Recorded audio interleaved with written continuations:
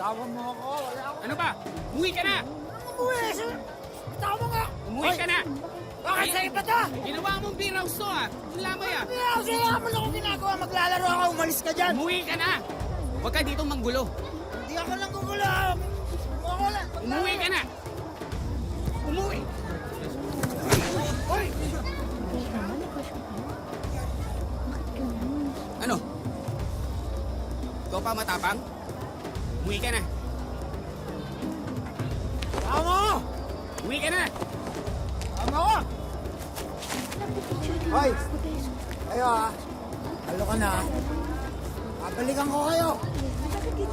Tandaan niyo yan. Umuwi ka na!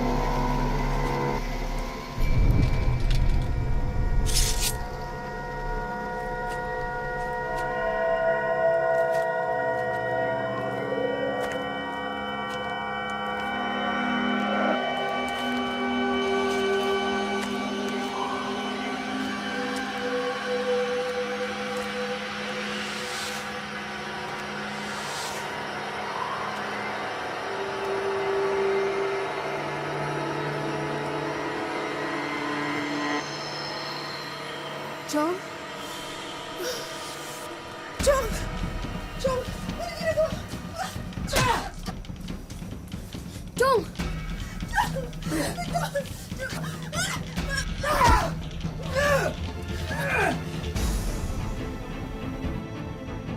Hoy! Ano ginagawa mo? Ano ginagawa mo dyan, ha? Baba mo yan!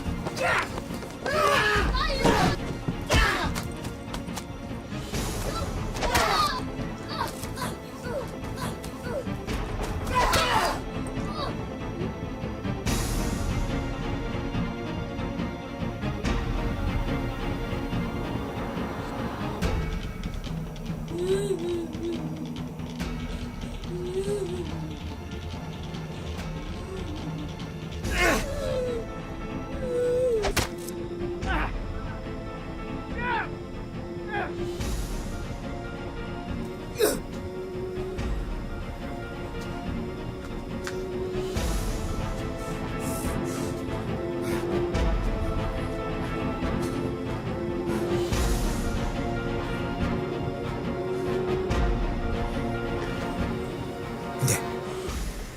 Kailangan kong makita si Emily. Ako hindi.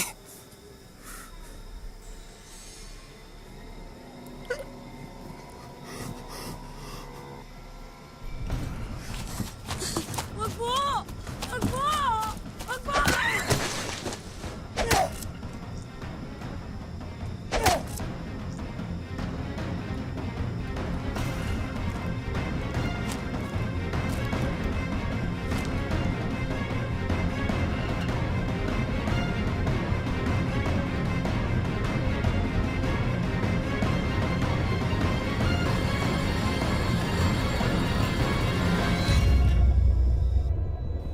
Para sa marami, pamilya ang sandigan at pinaghuhugutan ng lakas para magpatuloy sa buhay gaano man ito kahirap.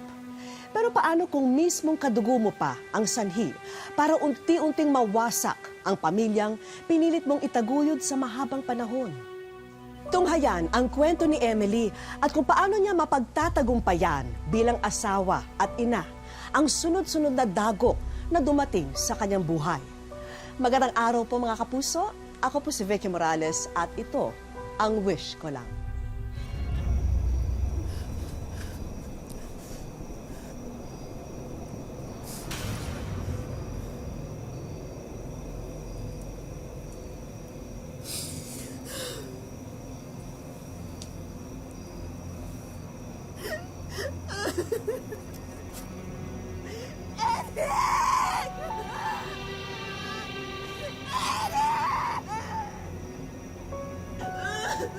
Benji!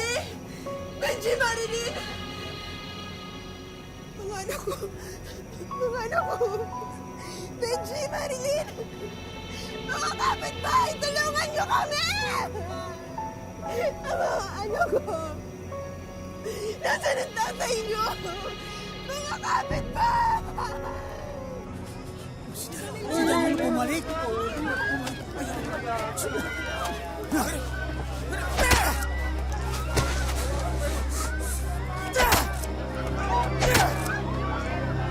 Ano? Kayo niyo ilabas ang tapang niyo!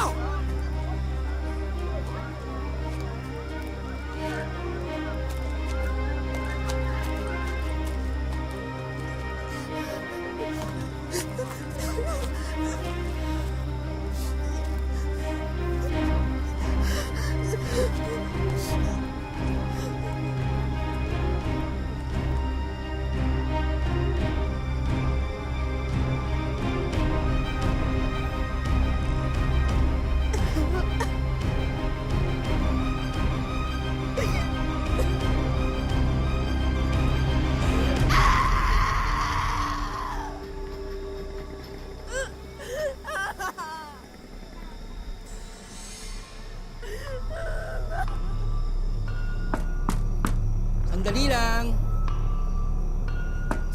Sino yan? Ano nangyari?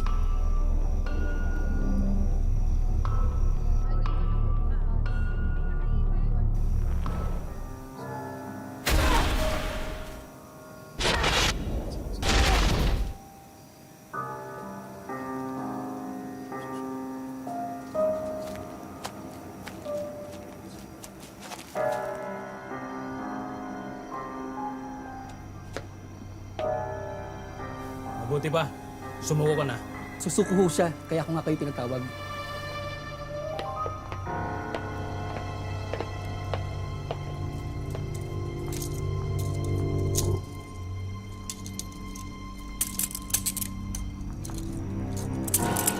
bang naisip mo? Bakit mo nagawa ang lahat ito? Pinatay ko sila dahil dapat lang sa kanila yon. Kailangan lumakas ang anting-anting kung hindi ako malalagot.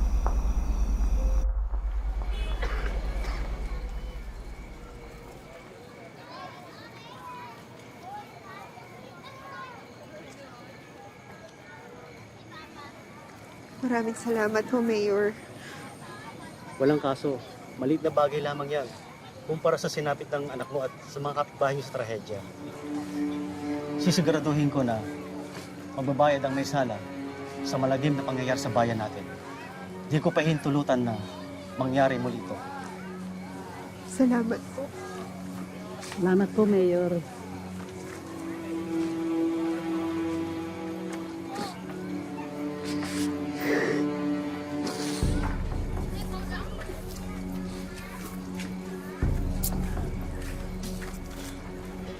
Uy, Ben! Ano ba ginagawa mo? At ano ba ginagawa ko? Abulo yan para sa anak natin. Para sa libing ni Eric. Kuya, ano gagawin mo sa Ben? Wala kang pakialam, ako na magtatabi nito. Mayor, magandang Hirap sa'yo. Mauna na ako sa inyo, ha?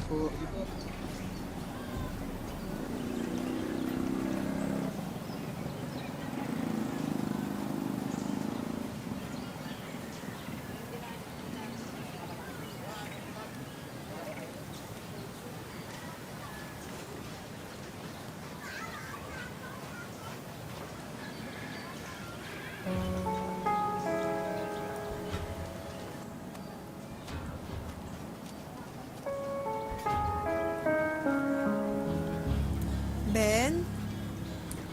Ben? Oh, Ben, bibili lang sana ako ng tinapay at kape para sa mga bisita natin.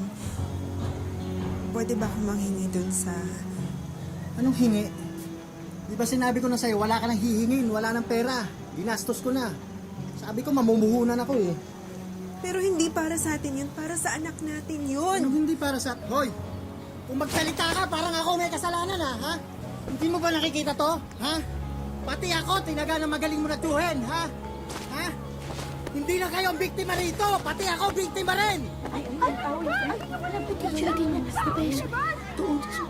Wala akong pakialam sa kanila, umalis ka dyan!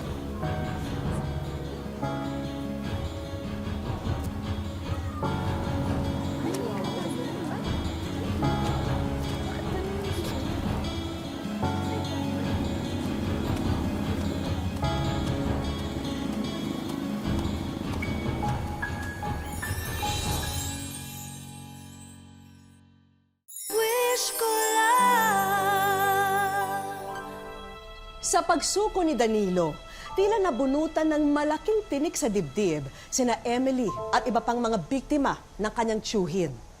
Pero lingid sa kanyang kaalaman, isa pang pagsubok ang tila naghihintay sa kanya.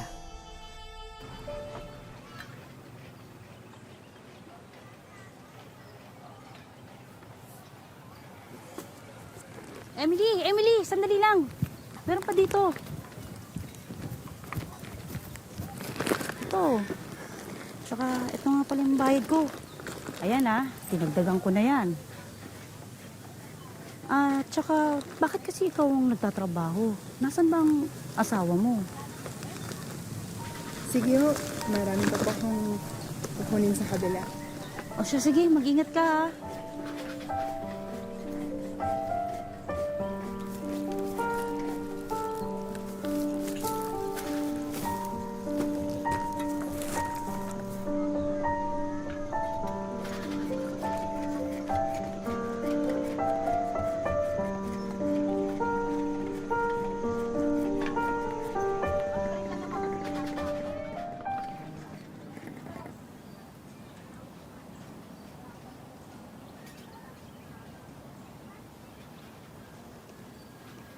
Nay, nagugutom na kami!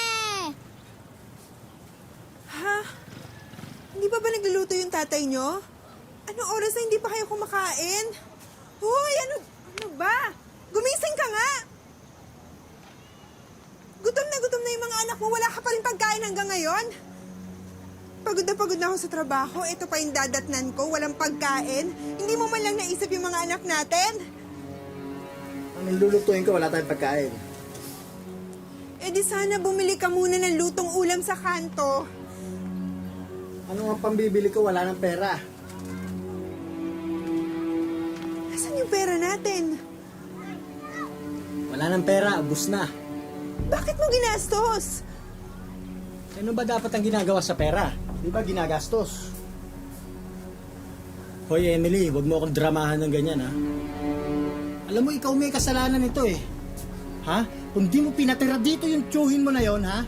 Di sana di ako nagkaganito, di sana buhay pa sana si Eric. Hanggang ngayon ba naman siya pa rin sinisisi mo? Baka nakalimutan mo. Nung pinagtangkaan niya yung buhay namin, nasan ka? Pinabayaan mo kami. Sarili mo lang yung iniisip mo. Alam mo, matagal nang miserable ang buhay natin. Nang dahil sa'yo.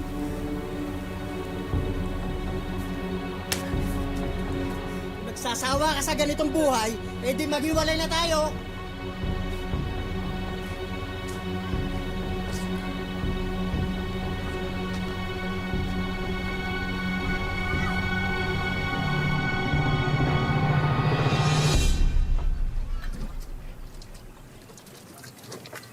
Benji!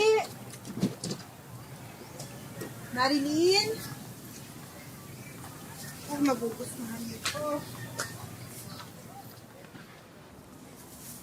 Benji, Marilyn! Mga anak, kumain na muna tayo. May pasalubong ako sa inyo. Benji? Marilyn? Benji? Marilyn?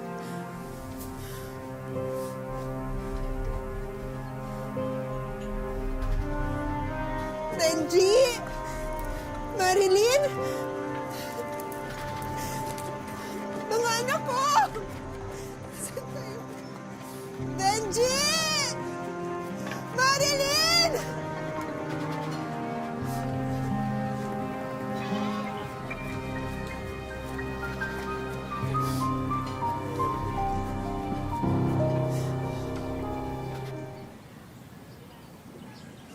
Ate, pwede akong magtanong?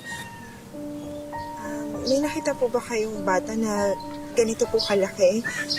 Tsaka si Ben namin po, yung dati po nakatira doon. Ay, pasensya na. Hindi ko sila kilala. Salamat po. Doon ate, pagtanong niyo doon, Sige po, maraming salamat ah.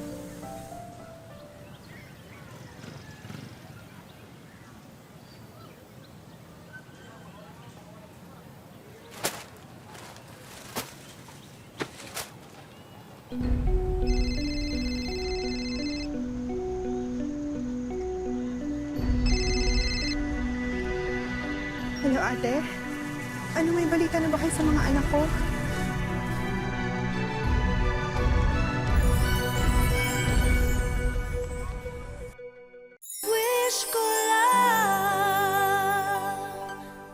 Dumating na nga ang kinatatakutan ni Emily.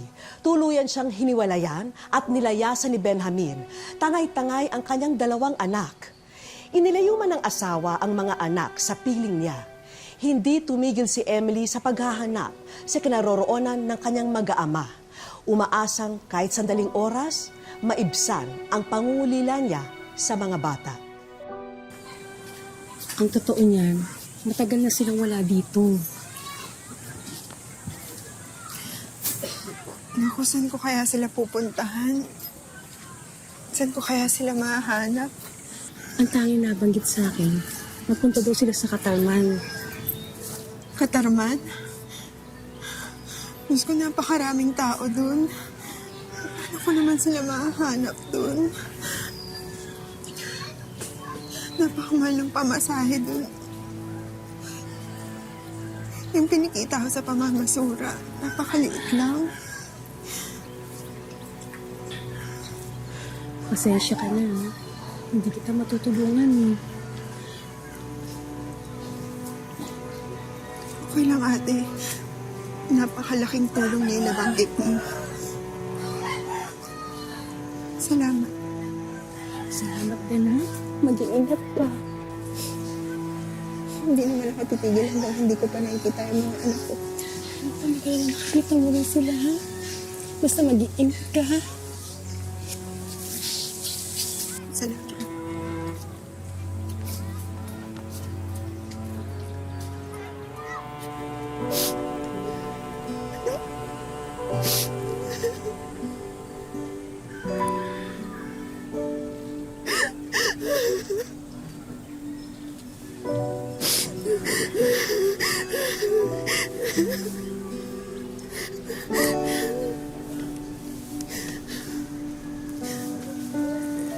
Mga anak, hindi ako titigil hanggang hindi ko kayo nakikita.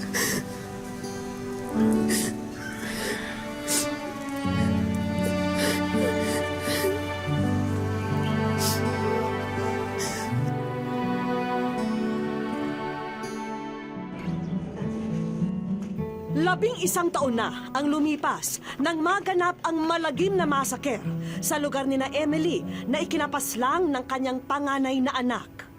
Ngunit nananatiling nakakulong sa kanyang isipan ang bangungot na idinulot nito sa kanya at sa kanyang pamilya. Kahit ilang taon, hindi ko pa rin matanggap na nandiyan siya sa kanyang kalagayan. Ang hirap kaya tanggapin. Kasi kung hindi lang masakit, hindi masahan mangyari sa anak ko yan. Yung tsuhin ko talaga, napakasama talaga. Pag nakita ko lang talaga siya, kulang pa yung katawan niya tagtarin eh.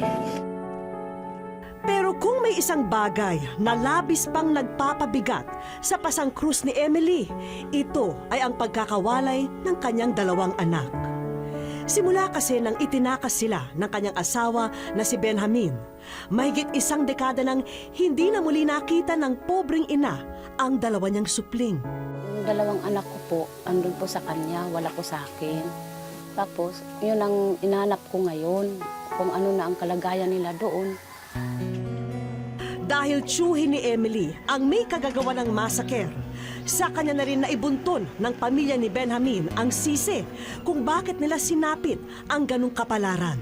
Ako sinisisi po sa kapatid nila na dahil po sa nangyari dito sa aming lugar na Kung hindi daw nakatira dito yung kapatid nila, hindi daw mangyari ganyan na may sugat ang kapatid nila.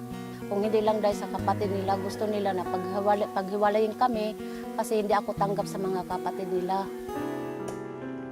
Ganun pa man, hindi rin naman naguhugas ng kamay si Emily para lamang malinis ang kanyang konsensya sa sinapit ng kanyang pamilya. Alam niya kasing naging marupok din siya noong mga panahong kailangan siya ng kanyang mga anak. Kung bagay, mas nanaig ang takot sa kanya nung dapat ay ipinaglalaban niya ang kanyang karapatan sa mga bata. Marilyn, Benji, sana patawarin niyo ako sa mga kasalanan ko sa inyo. Hindi sana tayo magkahiwalay kung hindi dahil sa papa niyo. Marilyn, matagal ko na kayong hinahanap. Wala rin akong pera na pamasahe papunta sa inyo. Paano ko kayo makita? Natakot din ako sa lugar nila dyan. Mahal na mahal ko pa rin kayo. Sa ngayon, animoy mas lalo pang nalubog sa putik ang naging kapalaran ni Emily. Kung hindi pa kasi siya mangangalakal ng basura, matutulog siyang kumakalam ang sikmura.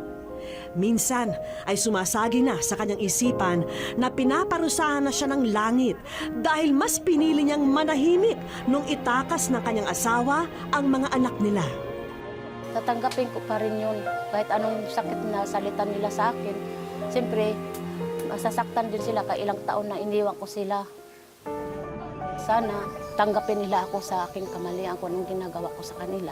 12 taon ang nakaano sa akin ngayon na gusto ko sana ipasyal ko kayo kahit saan ang gusto nyo, sa peryahan o saan man, sa park. Sa aming pagbabalik, malamig ang dalawang bata kapag napag-uusapan ang kanilang ina. Maliit pa ako, sinama na ako ni Papa. Doon ako lumaki, hindi ko na siya naalala.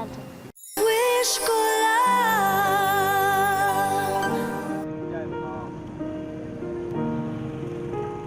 Walang kaalam-alam si Emily na natagpuan na namin ang dalawa niyang anak na si Benji at Marilyn. Napaunlakan din kami ng dati niyang asawa na si Benjamin para naman marinig ang kanyang panig.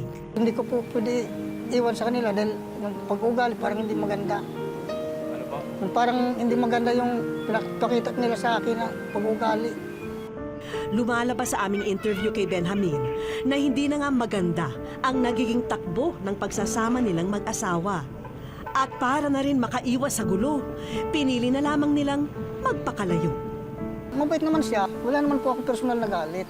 Ang ano ko lang, na ilalayo ko dito kasi yung nangyari sa amin na pinananaga kami. Baka mangyari ulit sa kanila, hindi na rin kami kikita-kita. Magulo man ang naging pagsasama noon ni na Emily at Benjamin, isang bagay naman ang naging malinaw sa amin. Malamig ang dalawang bata kapag napag-uusapan ang kanilang ina. Maliit pa ako, sinama na ako ni Papa. Tapos doon ako lumaki, hindi ko na siya naalala. Hindi ko po rin alam kung mahal pa kami ni Mama. Kasi di niya kami hinahanap. Sana magkita na tayo. Mahigit 10 na tayong hindi nagkita. Sapat na ang aming narinig. At kung merong tao na dapat na kumausap sa mga bata, walang iba ito kundi ang kanilang ina. Gayunpaman, tinitiyak naman ni Benjamin sa dating asawa na hindi siya nagkulang bilang magulang sa kanilang dalawang anak. Mahal ko sila. Hindi ko sila sinasaktan. Hindi ko sila pinababayaan.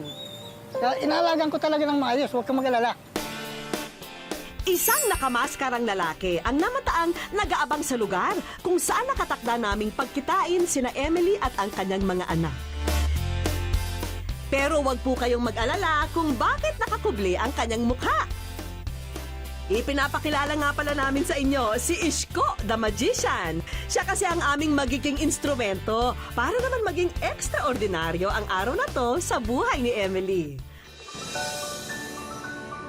Ang alam ni Emily, dito magaganap ang pangalawang interview namin sa kanya. O Emily, huwag ka lang kukurap ha, dahil dito siguradong mamamangha ka. Halos Matapos matulala si Emily sa makapigil hiningang tricks ng magician. Ba't kinain? Itong sunod na magic trick, siguradong magugustuhan mo, Emily. Sumilip ka lang sa magic bag ni Isko. Baka ahas yan eh.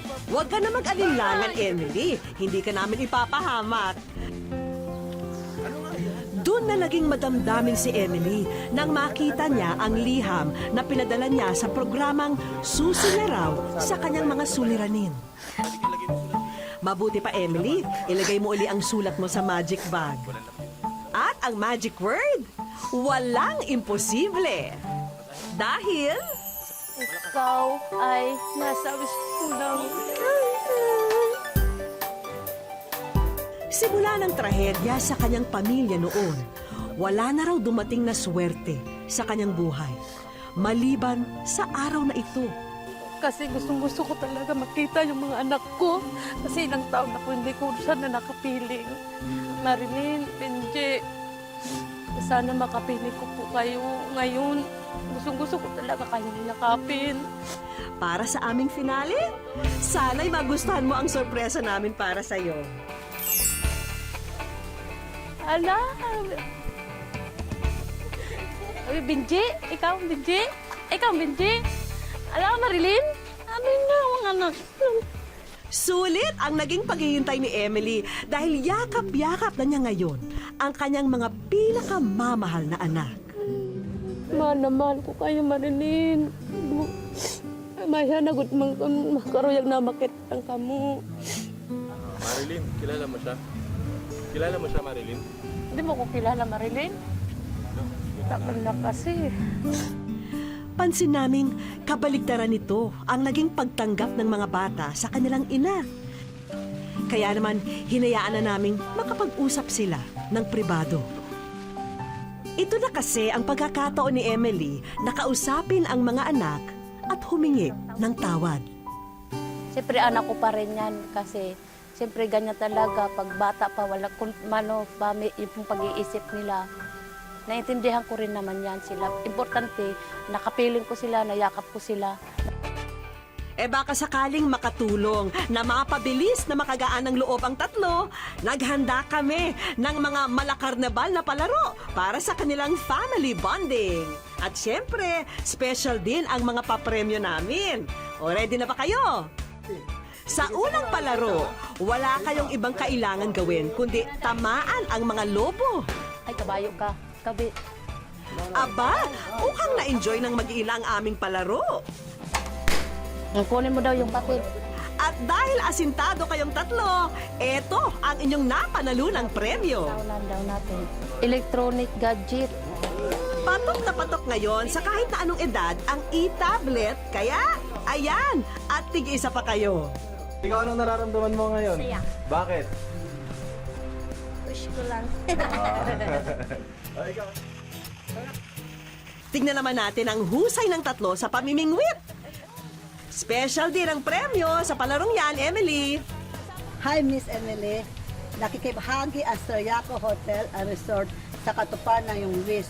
Kaya in behalf of our family, bibigyan ka namin ng accommodation and meals. Isang libreng bakasyon lang naman sa napaka-eleganteng hotel na ito ang inyong may experience. Ma'am, nagpapasalamat po ako sa inyo. Kung hindi dahil sa kanila, hindi po ako makakarating ganitong hotel. Ngayon lang po ako, first time ko pa lang po nakapunta po ako dito. We save the best for last, kaya dapat galingan nyo, Emily, ha? Pero dahil nakikita naming nag-enjoy ang mag-iina, dito pa lang, ngiting panalo na ang ilaw ng tahanan. Tama yan! Hakutin yung lahat ng papremyo. Nakikibahagi ang DOLE sa katuparan ng iyong wish at ito ay isang certificate for qualifying as a beneficiary for the DOLE Integrated Livelihood and Emergency Employment Program, a worth of 20,000 pesos starter kit for a sari-sari store business. Nagpapasalamat po ako sa kanya, kay ma'am at saka lalong-lalo na sa sa GMA. Kung hindi dahil sa sa sulat ko, hindi ko pa matutupad ang aking mga pangarap para sa kanila. Wala naman daw perpektong tao sa mundo. Kaya hindi dapat nakakahon sa masamang pagtingin ang isang tao kung hindi man siya naging ayon sa ating batayan. Ang mahalaga, hindi siya tumigil na gumawa ng paraan para maituwid ang mga pagkakamali, kapiling ang mga mahal sa buhay bilang mga inspirasyon. Sabi nila, bawat pamilya ay may kapintasan dahil lahat ay may bahid ng pagkakamali. Hindi man naging perpekto ang mga pinagdaanan ni Emily. Ang mahalagay, natuto, nagsisi at handang ituwid ang pagkukulang noon. Hanggang sa susunod na Sabado mga kapuso, ako po muli si Vicky Morales at ito ang wish ko lang.